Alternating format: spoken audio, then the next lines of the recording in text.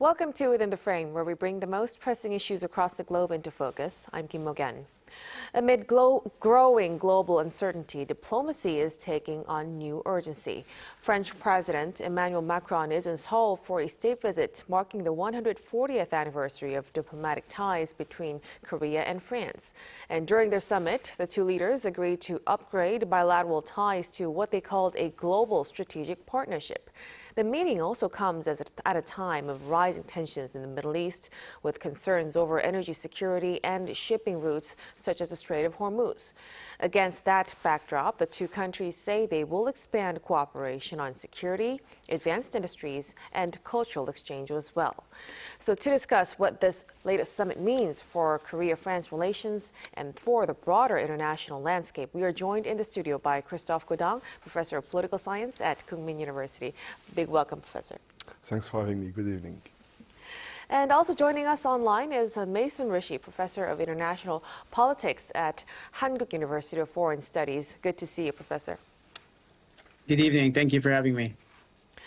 Now, let's start off with Professor Gaudin. So, like I've said, through the latest summit, South Korea and France decided to upgrade the relationship to a global strategic partnership. So, beyond a diplomatic declaration, what kind of practical significance does this carry? Practically, not much, of course, not right now, but symbolically, in the long run, a lot. And you know that in international relations, of course, symbols matter. What it means, in my view, is quite simple.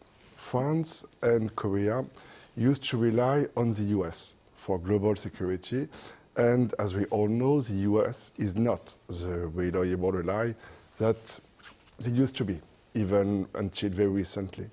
And so what France and Korea are trying to do, a bit differently, but at the end of the day with similar objectives in mind, is to bring some kind of sense of normalcy back into politics with normal, stable relations. So what they are to do with this partnership they've signed, we don't know yet, but it is a step in this direction, a global, safe order, even without the backup of Americans. That's what it means, in my opinion. Global means not with Americans. So we'll have to see if this would actually create some concrete results in the coming future. Now, when we zoom out to the broader security picture, Professor Rishi, global tensions have been rising, of course, with President Trump warning of possible large-scale strikes on Iran. So in that context, what diplomatic and strategic meaning does this latest summit between the two leaders carry? Yeah, so, obviously we have two countries here at this summit who are historical allies of the United States, and both are right now crossways with Washington on the naughty list as far as Donald Trump is concerned. And here we have these two countries in this context of disagreement with the United States over the war in Iran, as well as other things. Talking about how to deal with the fallout of these difficult relationships, and just with respect to Iran, obviously how to deal with in the immediate term and in the midterm the economic fallout that's come from the war, and notably from the closing of the Strait of Hormuz. These two states, France and South Korea, are only two of many of the U.S.'s allies who are trying to figure out how to deal with the fallout from the war in Iran. As we saw just yesterday in the online forum that was hosted by the United Kingdom on how to deal with potentially opening the strait back up again. So, France and South Korea are discussing what they're capable of doing in this regard. And of course, I might not go quite so far as Professor Gaudin as to say that this upgrading of the strategic partnership to a global strategic partnership indicates that France and the U.S. France and South Korea want to sort of move one from the U.S. But clearly, this example of this summit and some of the things that are under discussion in terms of the war in Iran are subsets of the much larger issue for how middle powers are trying to navigate a very difficult environment between an unreliable ally of the United States and, of course, a very problematic and predatory China. And so countries are trading notes. They're finding out how they can help each other and work with each other and cooperate with each other in areas of mutual interest. And this meeting is one part of that larger set of strategies that countries like South Korea and France have been adopting. Definitely a very complex situation for American allies like South Korea and France. Now, when we continue to talk about the Middle East situation, the two leaders, they confirmed their willingness to cooperate in securing a safe maritime routes through the Strait of Hormuz. So in that context, Professor, how could Korea-France security cooperation move towards the next stage? Well, as Professor Ritchie just put it, it's very uncharted waters we are navigating in, not only in the Strait of Hormuz, but basically everywhere with the Trump administration. No. Let me rephrase my point. I wouldn't mean, certainly, that France and Korea were trying to move away from the US. Rather, it is America that is moving away from other democracies. And so middle powers like France and Korea, as Professor Ritchie just said, trying to find a way to trade notes, find a way to manage this basically unmanageable situation. So now, getting back to your question, again, there is nothing that France or Korea can do right now, because all of this is between the hands of Trump, the Iranian leaders, Netanyahu as well. But France and Korea are not powerful enough to force Trump to stop the bombings. They have no intention to send military forces of any kind over there, which is, by the way, what made President Trump so angry with President Macron lately. So, long story short, there is nothing we can do right now. This crisis will resolve eventually, the way all crises do. The best we can do, I think, is to somehow keep all channels of negotiation, all channels of communication open, hoping that eventually, if not Trump, his successor, will come back to his senses. Right now, when you're having such an unstable situation to manage, you have no part in. The best you can do is wait and see and plan for the future. I think this is what they're trying to do right now.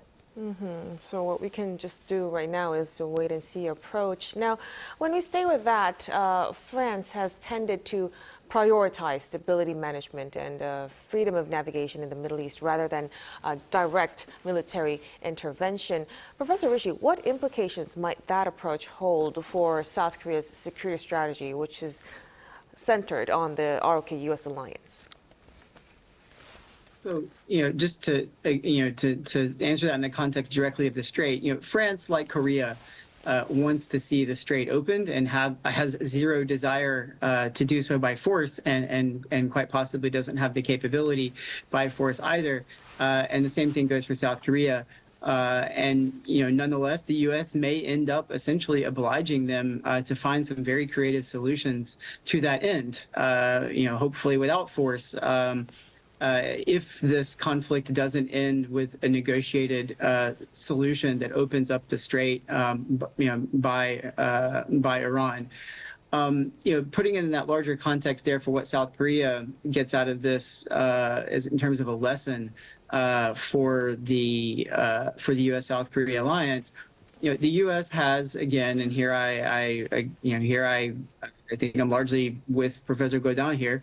As with tariffs, Russia sympathizing, threats against Greenland, rhetorical conditioning of the U.S.'s alliance commitments on unrealistic actions by its allies, both in the Indo-Pacific and in the Euro-Atlantic, proven itself increasingly an unreliable ally. And if you think back to the Iraq War in 2003, Colin Powell famously, the then Secretary of State, famously used the phrase the pottery barn rule, talking about the way that the United States would be responsible for Iraq if it went into Iraq in the Second Gulf War. And that notion of the pottery barn rule is you break it, you buy it. It comes from an apocryphal story about a home furnishing store in the United States called Pottery Barn, where careless careless customers were obliged to pay for things that they broke. And so Colin Powell's point was, if the United States went into Iraq, the United States would be responsible for it. What Donald Trump has done is inverted that, and he said, we broke it, you buy it. And so he's essentially obliging countries like South Korea and France and the rest of the European allies to go in and try to clean up the mess that he's made. And so, I think that, especially with the NATO threats that have come after this debacle, is certainly something that South Korea is going to put down on the ledger as one more instance in which the United States is creeping towards no longer being a reliable ally. And as Professor Gaudin said, countries like South Korea have a responsibility to try to build up a profile with greater strategic autonomy, to use the word that Macron has used for almost a decade now, in order to try to get some freedom away from an increasingly reckless and rogue America. So it really is a very complex situation where South Korea actually stands right now. But when we slip side from the Middle East situation, President Macron, he has formally invited President Ijeong to attend the G7 summit this June. What role do you think South Korea could play at the G7 in helping address today's global challenges?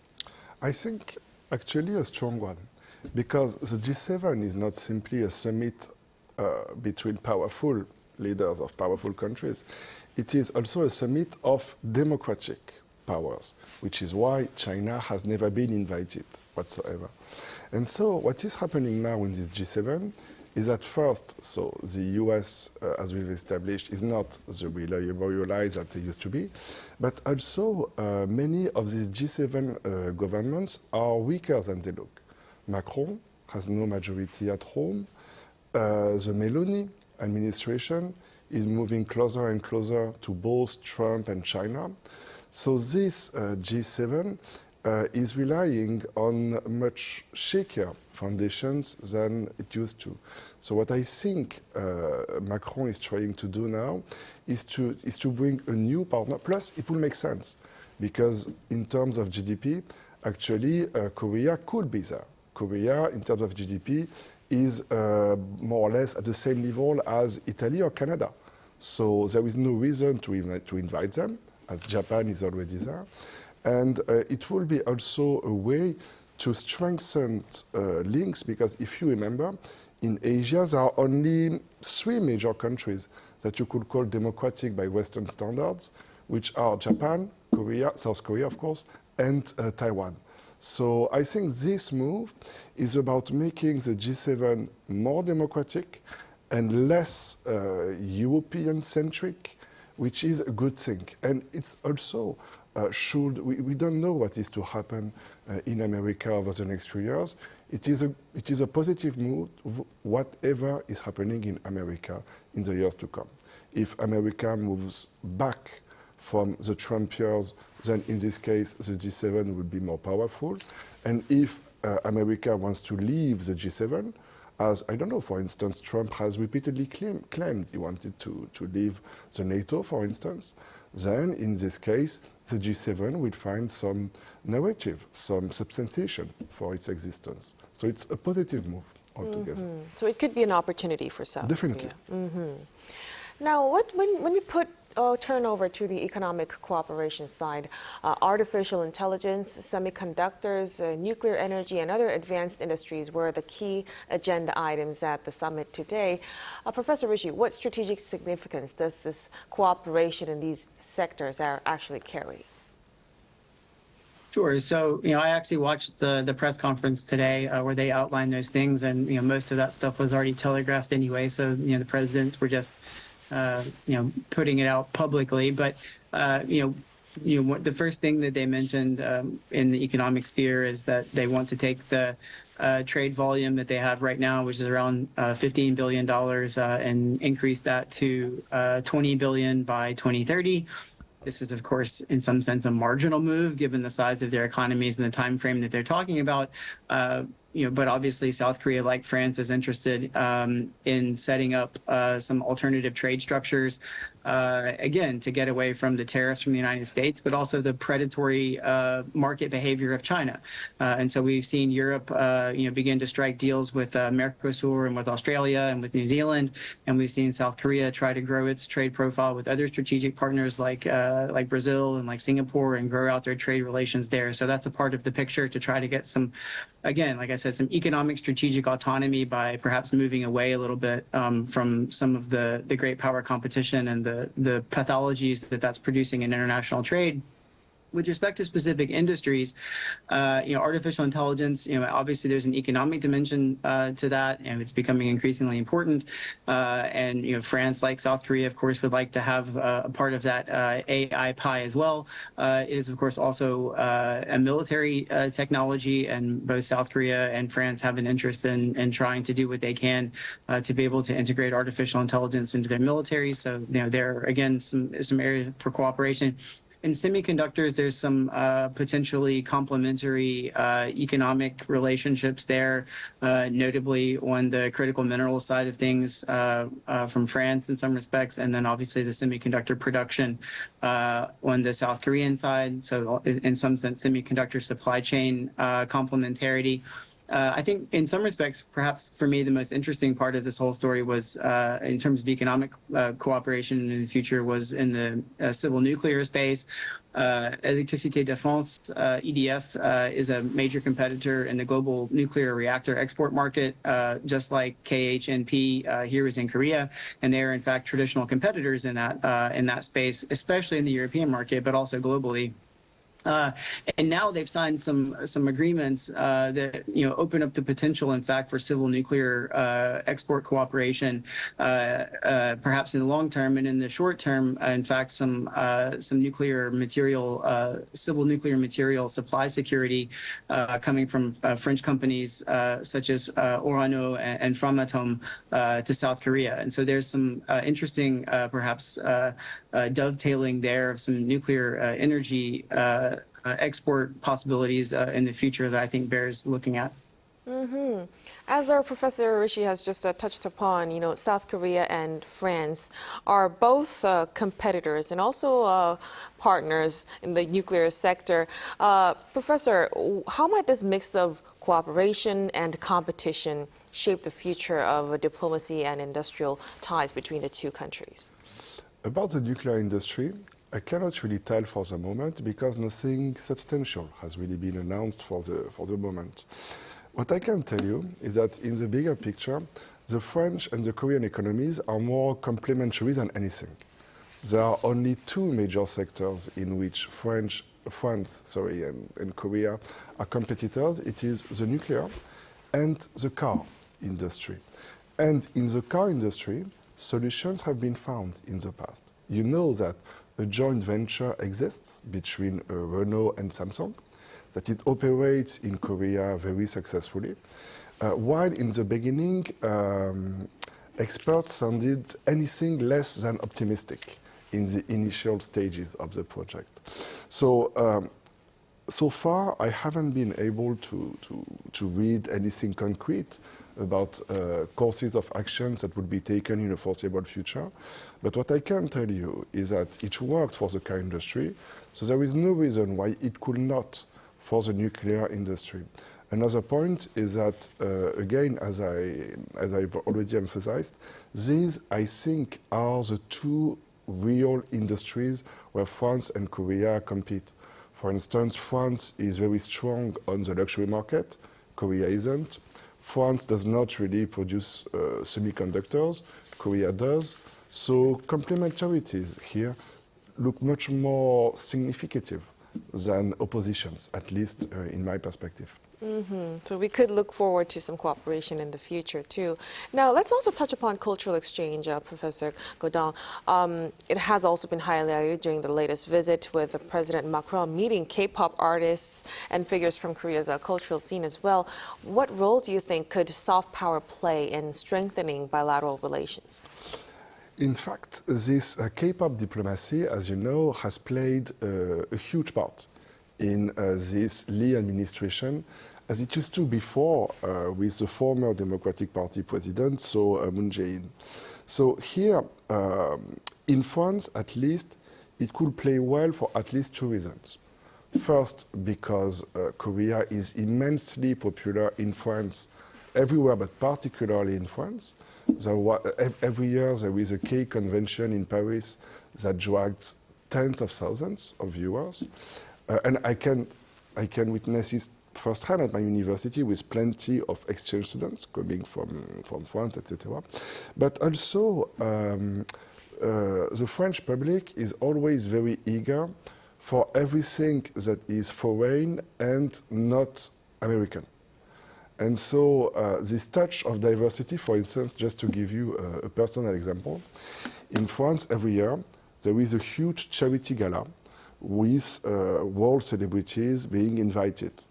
This show lasts about 2 hours. It's called Le Gala des Pièces Jaunes. Everybody knows it in France. And this year and the year before, Korean artists, J-Hope, GD and others, played for at least 30 to 40 minutes of the show. So that's huge. And it is a show that is not, it's watched everywhere. It is not particularly posh or anything. It shows that K-pop now is really becoming a part of, the most daily French pop culture possible. So that could play well, definitely. So it's a clear reminder that culture can be a very powerful diplomatic tool as well. True. Plus, if I may add something, it also tends to establish Korea as a democratic power in Asia. Now the French public has clearly identified Korea as such. A very meaningful point to conclude our discussion tonight. Thank you so much for your insights, Professor Gaudin. It's been a pleasure. Thank you. And of course, Professor Rishi, we really appreciate it. Thank you for having me. And that'll be all from us on Within the Frame. Be sure to tune in again next time as we continue to explore the stories that matter. Until then, stay informed and engaged.